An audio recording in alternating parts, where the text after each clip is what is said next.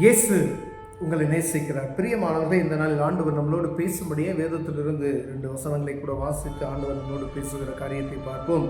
அது லூக்காவின் புஸ்தகம் 4வது அதிகாரம் 24, 25, 26 வசனங்கள் இப்படியாக சொல்கிறது. ஆனாலும் தீர்க்கதரிசி ஒருவன் தன் ஊரிலே அங்கீகரிக்கப்பட மாட்டான் என்று மெய்யாகவே உங்களுக்கு சொல்லுகிறேன். அன்றியும் எலியாவின் நாட்களிலே 3 வருஷம் 6 மாதம் வானம் அடைபட்டு தேசமெங்கு மிகுந்த பஞ்சம் உண்டான போது இஸ்ரவேலருக்குள் அநேக விதவைகள் இருந்தார்கள். ஆயினும் எலியா சீதோன் நாட்டிலுள்ள சரப்தா ஊரில் இருந்த ஒரு விதவையினிடத்திற்கு அனுப்பப்பட்டானே அல்லாமல் மற்றவரிடத்திலும் அனுப்பப்படவில்லை. அல்லாமலும் எலியா தீர்க்கதரிசியின் காலத்திலே இஸ்ரவேலருக்குள்ளே அநேக குஷ்டரோகிகள் இருந்தார்கள். ஆயினும் சீரியா தேசத்தனாகிய நாகமானை அல்லாமல் அவர்கள் வேறொருவனும் சுத்தமாக்கப்படவில்லை என்று சத்தியத்தின்படி உங்களுக்கு சொல்லுகிறேன் என்றார். ஜெப ஆலயத்தில் இருந்த எல்லோரும் இவைகளை கேட்ட பொழுது கோபம் உண்டு. பிரியமானவர்களே, ஆண்டவராகிய இயேசு கிறிஸ்து இந்த காரியத்தை ஜனங்களுக்கு போதித்து கொண்டிருக்கிறார்.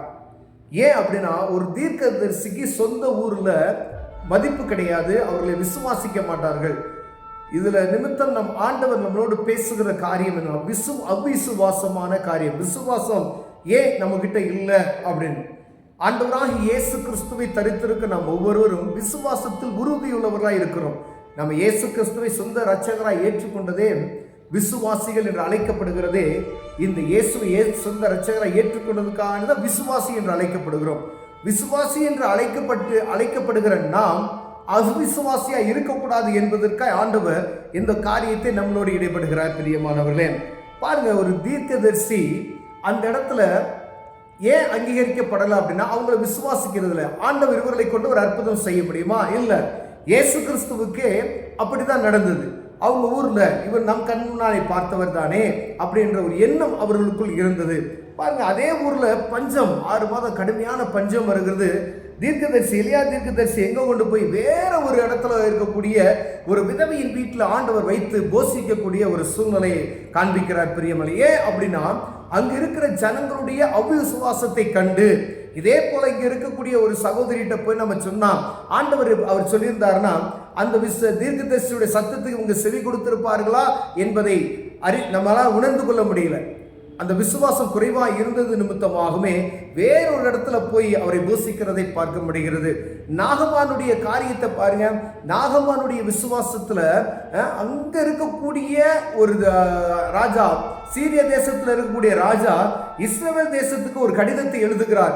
என் படைத்தலைவனாகிய நாகமான் உன் இடத்துல வரான், அவன் குஷ்டரோகத்தை நீக்கிவிடு அப்படின்னு சொல்லும் பொழுது சட்டையை கிழித்து கொண்டு அங்க இருக்கிற ராஜா கதறுகிறதை பாருகிறேன். பகைக்கிறதுக்கு எதிர்நோக்கி கொண்டு இருக்கிறான், நேரம் பார்த்து கொண்டு இருக்கிறான். ஆனா தீர்க்கதரிசி இங்கு உண்டு. சர்வ வல்லமையுள்ள தேவனை வழிபடுகிற நம்மிடம் வல்லமை செய்கிறவர் உண்டு என்பதை அறியாதபடிக்கு இருக்கக்கூடிய ஒரு ராஜா. அப்ப தேசத்தினுடைய அதிபதியா இருக்கக்கூடியவருக்கு தெரியல அங்க தீர்க்கதரிசி இருக்கிறார் என்பதை அவரால் உணர்ந்து கொள்ள முடியல. அப்ப தேசம் எப்படி இருக்கும் என்பதை நாம் உணர்ந்து, ஒரு குடும்பம் எப்படி இருக்கு, ஆண்டவரால் அற்புதம் செய்ய முடியாது என்ற ஒரு காரியம் இல்லை என்பதை நாம் அறிந்திருக்க வேண்டும். நம் குடும்பத்தில் அறிந்திருக்க வேண்டும், தனிப்பட்ட ஒரு மனிதன் அறிந்திருக்க வேண்டும், குடும்ப தலைவன் அறிந்திருக்க வேண்டும், சபை அறிந்திருக்க வேண்டும், ஒரு பகுதியை சூழ்ந்திருக்கிற ஒரு தலைவன் அறிந்திருக்க வேண்டும். பிரியமானவர்களே, அந்த விசுவாசம் நமக்குள் வர்த்திக்கும்படி ஆண்டவர் விரும்புகிறபடி ஆண்டவர் இந்த காரியத்தை கொண்டு உங்களோடும் என்னோடு பேசுகிறார். இந்த தீர்க்கதரிசியை பாருங்க, அவர் சுகமளிக்கிறதுக்கு வரா அப்படின்னு சொன்னது. தீர்க்கதரிசி இங்க இல்ல இருக்கிறார் என்பதே அவருக்கு தெரியல. எலியா தீர்க்கதரிசி இருக்கிறார் என்பதே மறந்து போய் அல்ல, சத்தியத்தை மறந்து போய், வேதத்தை மறந்து போய், மனப்போன போக்கில் வாழ்கிற ஒரு சூழ்நிலைக்கு நேரம் தள்ளப்படுகிறது. தெய்வ பயமற்ற ஒரு சூழ்நிலை வரும் பொழுது இப்படிப்பட்டதான காரியம் நடக்கிறது. பிரியமானவர்களே, அப்ப தீர்க்கதரிசி ஏன் சொந்த ஊர்ல மதிக்கப்படுகிறது இல்லை, விசுவாசிக்கப்படுகிறது இல்லை அப்படின்னா, நமக்குள்ள இருக்கிற ஆண்டவர் பெரியவர் என்பதை நாம் அறியாதபடியினாலே அப்ப நம்ம முதல்ல என்ன செய்யணும்னா, நம்ம அவர் யார் என்பதை அறிந்து கொள்ளும்படியா எனக்குள்ள இருக்கிறவர் இயேசு சர்வ வல்லமையுள்ள தேவன் என்பதை நாம் அறிந்து வைத்திருக்கிறோமா?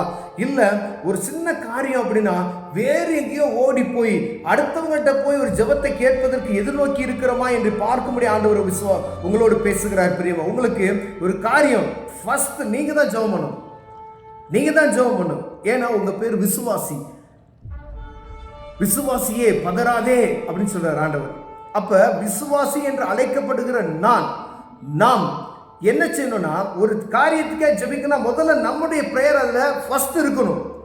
ரெண்டாவது, உங்களுக்கு துணையாய் ஒருத்தரை கூப்பிட்டு நீங்க ஜெபிக்கிற ஒரு ஊழியக்காரரை, பக்கத்தில் இருக்கவங்க போதகரை, உங்களோட ஐக்கியமா இருக்கக்கூடிய ஜெப வீரர்களை கூப்பிட்டு ஒரு காரியத்துக்காக சேர்ந்து ஜெபிக்கிறது அது வேறு. ஃபர்ஸ்ட் ஒரு பலவீனம், ஃபர்ஸ்ட் நீங்க தான் ஜெபம் பண்ணணும். வீட்டில் ஒரு ஆளுக்கு பலவீனம் ஆயிடுச்சு, ஃபர்ஸ்ட் யார் பண்ணணும்? அநேக குடும்பங்களில் அவங்க விசுவாசியே அதாவது அவங்க ஆவிக்குரிய வாழ்க்கையில அவங்க முழுமையான ஒரு இன்வால்மெண்ட்லானும் தெய்வ பக்தி இருக்கும் அவங்களுக்குள்ள. பரிசுத்த ஆவியின் அபிஷேகத்தை பெற்றிருப்பார்கள் எனக்கு தெரியல. நிறைய இடங்களை பார்த்துருக்கேன். பார்த்து அவங்க அழகா உட்காந்து ஜெபம் பண்ணிக்கிட்டு இருப்பாங்க. ஆனா பரிசுத்த ஆவியின் அபிஷேகம் இல்லாத ஒரு மனிதன்கிட்ட தெய்வ பயம், இயேசு கிறிஸ்து அற்புதம் செய்வார் என்கின்ற ஒரு விசுவாசம் அவர்களுக்குள் இருக்கிறது. ஆனால் விசுவாசி என்று அழைக்கப்படுகிற உங்களுக்கும் எனக்கும் ஆண்டவர் அற்புதம் செய்வார் என்கின்ற எண்ணத்தை மறந்து அடுத்த இடத்திற்கு ஓடக்கூடிய ஒரு சூழ்நிலையை நாம் வைத்திருக்கிறோம். பிரியமானவர்களே, உங்களுக்கு ஒரு பலவீனம், நீங்க தான் ஜெபம். ஒரு பலவீனம், என் போதகர்கிட்ட தான் ப்ரேயர் பண்ணும். ஃபர்ஸ்ட் அதை செஞ்சுட்டு தான் நீ அடுத்த காரியத்துக்கே போகணும். உங்க சபையில நடக்கும் அற்புதம். அப்போ உங்க சபையில அற்புதம் நடக்கல அப்படின்னா உங்களுக்குள்ள விசுவாசமே இல்லாம எப்படி அற்புதம் நடக்கும்? நீங்க உங்க சர்ச்சில் அற்புதம் நடக்கணும், விசுவாசிக்கணும். உங்க ஆலயத்தில் நீங்க போய் ஜெபம் பண்ணணும். உங்க வீட்டில் அற்புதம் நடக்கும், நீங்க ஜெபம் பண்ணணும். என் வீட்டில் உட்காந்து நான் ஜெபம் பண்ண அற்புதம் நடக்கும். உங்க வியாபாரத்துக்கு நீங்க ஜெபம் பண்ணலாம், எப்படி அற்புதம் நடக்கும்? நீங்க ஜெபம் பண்ணதான் அற்புதம் நடக்கும். வியாபாரத்துல தோல்வி இருக்கு, நீங்க உட்காந்து ஜெபம் பண்ணணும்.